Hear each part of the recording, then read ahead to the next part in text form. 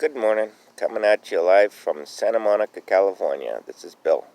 Oh, I like that one. I'm going to have to play that back a couple of times so I remember that one. That's the one I like the most so far. I know, I look rough, right? I just woke up.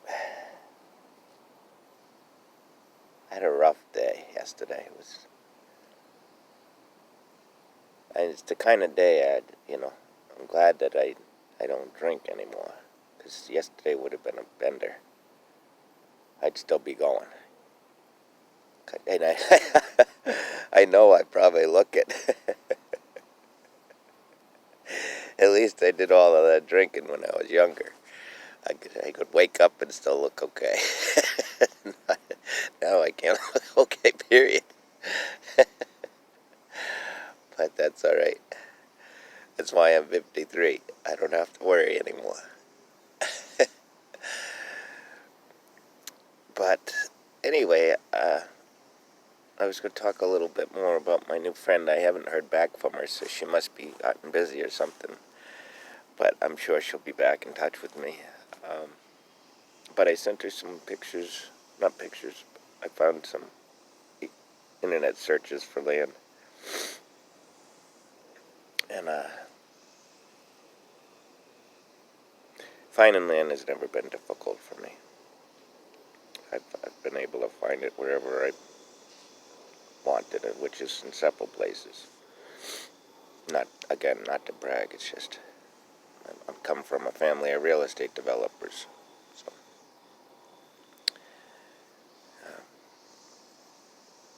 you know, we wanted something, we'd buy it, and,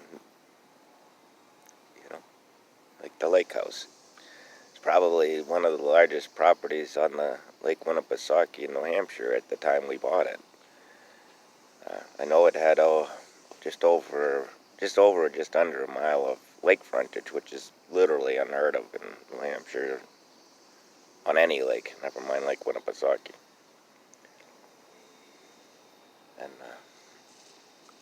And the house still sits on 34 acres, and it's beautiful.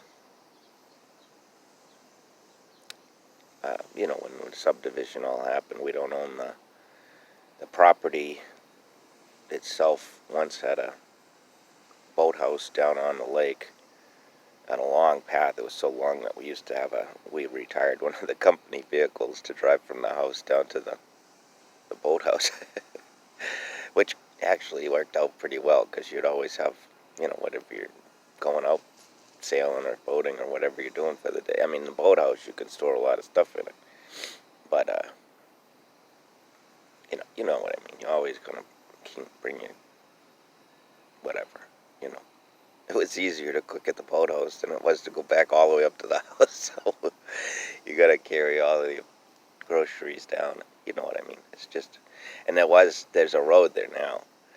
There wasn't a road when we first bought the property. Just that path. It was good enough to take motorcycle, ATVs, and a truck down.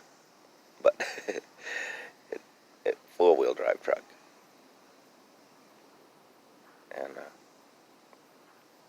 fond memories of when we bought that place. Like I said, my father bought that when I was 14 or 15 years old. I mean, 14 or 15, Lake Winnipesaukee.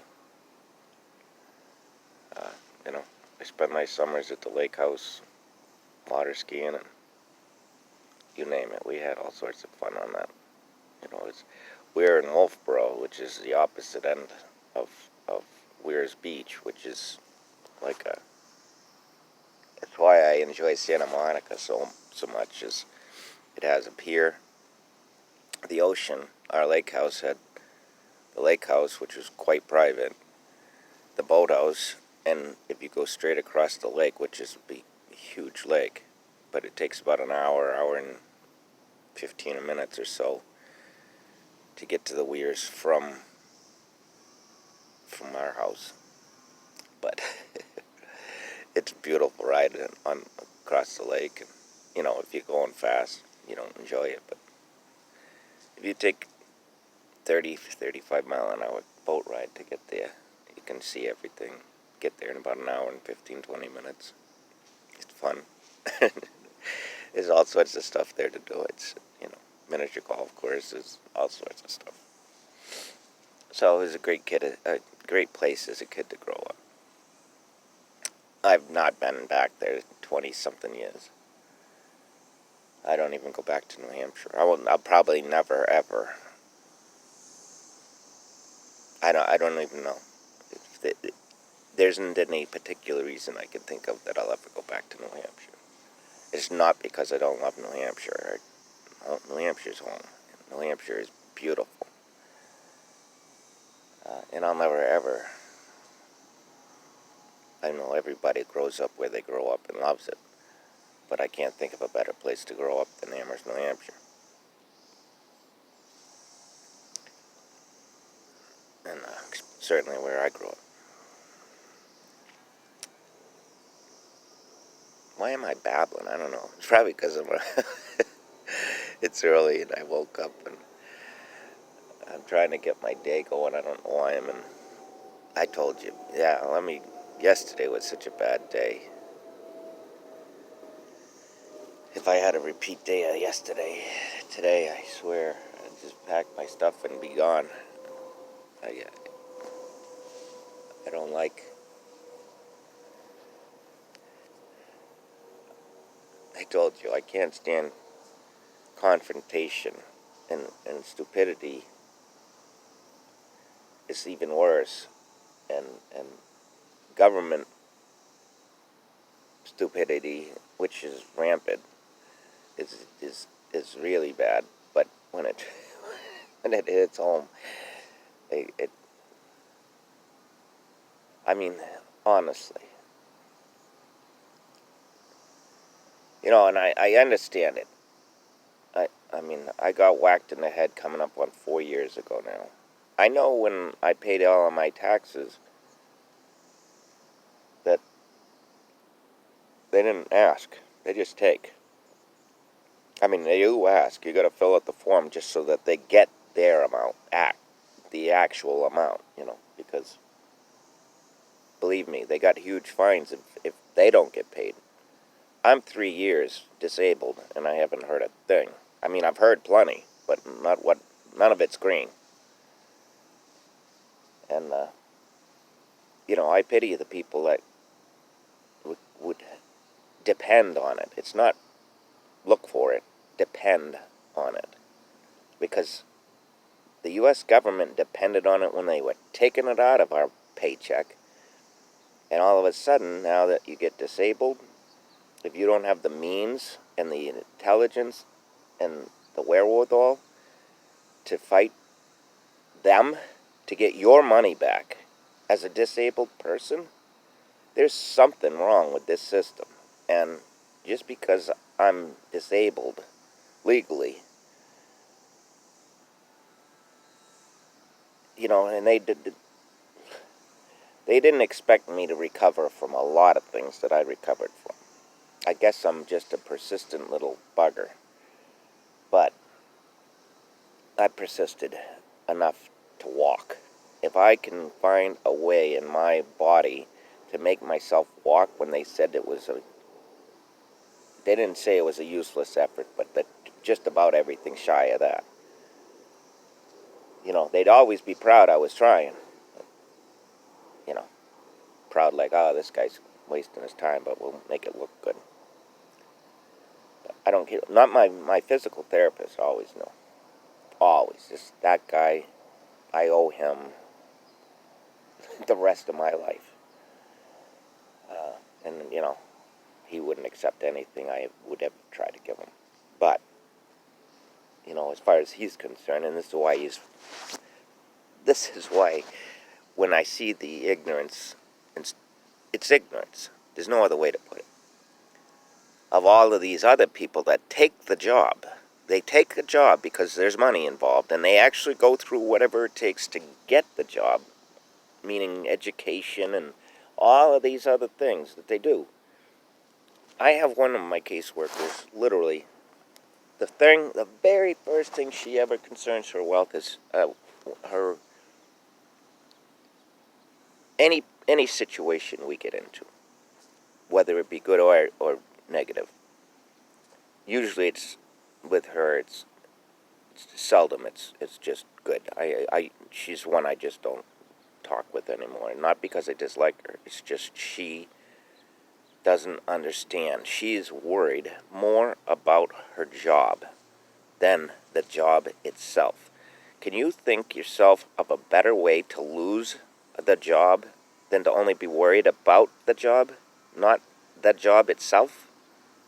I mean, immediately you're thinking of it the wrong way. It's my life, not a job. You got to remember that. When you turn down one of your people, I'm fortunate. I'm the oddball out here. Most people out here don't have the connections and resources I do. I can't imagine having my issue without the resources and families that I have. I couldn't imagine being forced. I literally, it's not a wonder that the doctors put these people in insanity status, because the system, once they get into that situation, makes them crazy. It does. I mean, literally. Who's the genius that came up with the idea that I'm so disabled that I can't request an address change for a food stamps card? I mean, I never even expected to think that I would qualify for it. The disability qualifies me for it. So yeah, I'm going to take it if they're giving it to me. I would never have applied for it. I didn't even apply for housing. They're trying to get me that. And I told them I don't understand why. They said, you qualify. I said, if I qualify, I'm taking it. I'd be an idiot not to. But anyway, I've got 12 minutes, and I usually try for 10 in the morning. I know I was ranting. Let's see if I can come up with something happy. I had something happy.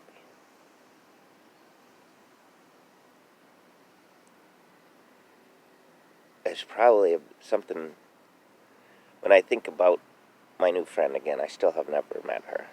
But when I think about her, I always get a good thought, happy thought, because she's, I guess the best way to describe her through our messaging on either our emails or messaging system. They're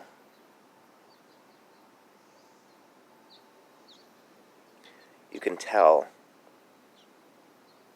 just from the way she writes that she has a fabulous positive energy. I would be seriously disappointed if, when I meet her, and I know I will, I would be seriously disappointed in myself to find out that I was wrong. And I know I'm not. I could just tell. I don't know how old she is. I don't care. It just doesn't matter to me. She did say that she's on Facebook, but I don't know how to look her up.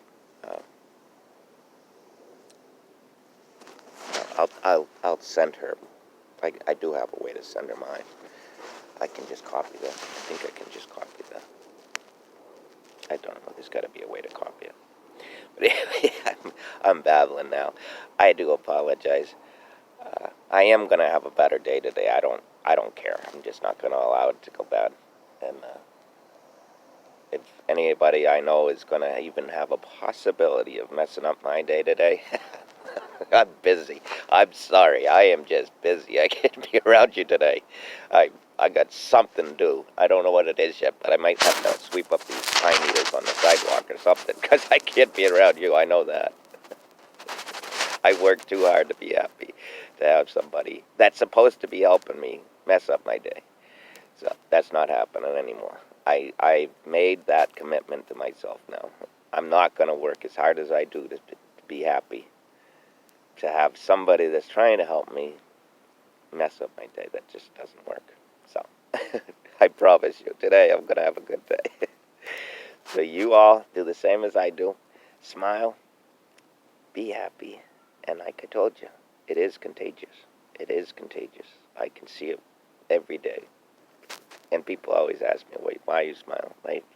That's ever since I was high school. It's because it works to make other people have a better day. And if I can do that, all I got to do is smile. I'm going to smile. So give it a whirl. Have a great day, and I'll talk to you this afternoon. Bye-bye.